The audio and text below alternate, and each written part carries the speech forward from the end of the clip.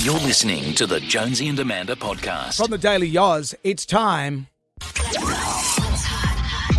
What's not? This is the download. Emma Gillespie. The editor, no less, Emma Gillespie. Hello.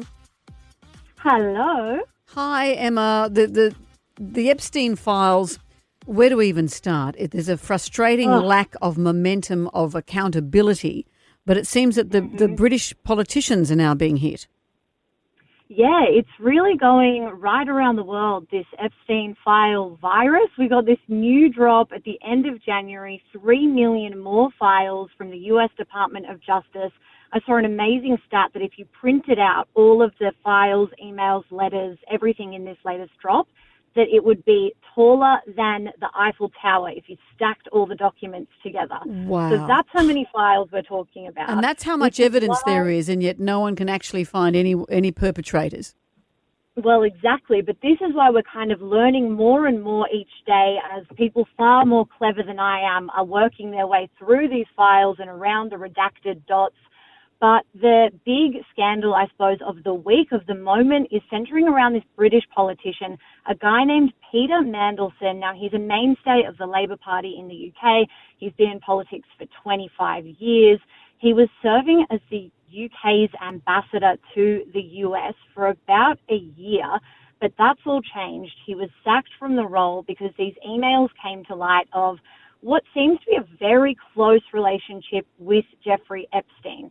Now, the reason why people care about this guy is that apparently the UK Prime Minister, Keir Starmer, was aware of these interactions, was aware of this relationship when he decided to appoint Mandelson to the role. So there are now calls for Keir Starmer's resignation because people in Parliament and the public are saying, well, if you knew that he was chummy with Epstein, why would you have appointed him to the role? There are also photographs, aren't there, Emma, of Mandelson in his underpants in those files, in his undies.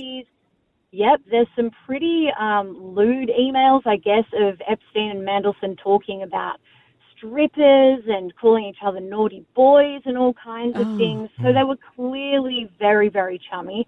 Keir Starmer, the British Prime Minister, is saying he didn't realise the extent to how close they were and that Mandelson downplayed the relationship to him. But this latest drop of emails really proves that they were very good pals.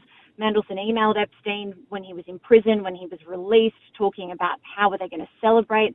But the Met Police, London Metropolitan Police, are now involved because they're investigating whether or not Mandelson might have actually broken the law by leaking confidential information about British Parliament to Jeffrey Epstein. So there's potential misconduct that is being investigated. Keir Starmer says he'll participate, he'll be transparent about how this man was chosen to be ambassador, and he'll help police in any way he can with their investigation. But this isn't the only police investigation the UK is dealing with right now because, of course, the artist formerly known as Prince Andrew is being investigated himself. Similar kind of allegations here about potential leaks or confidential information from the palace being handed over to Jeffrey Epstein, and that Epstein, may have used that information to financially further himself or to his advantage. So it's chaos all over the world now with these files.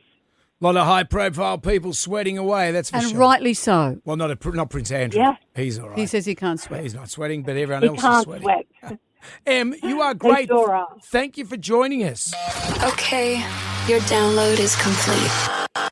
Emma Gillespie from the Daily Oz there.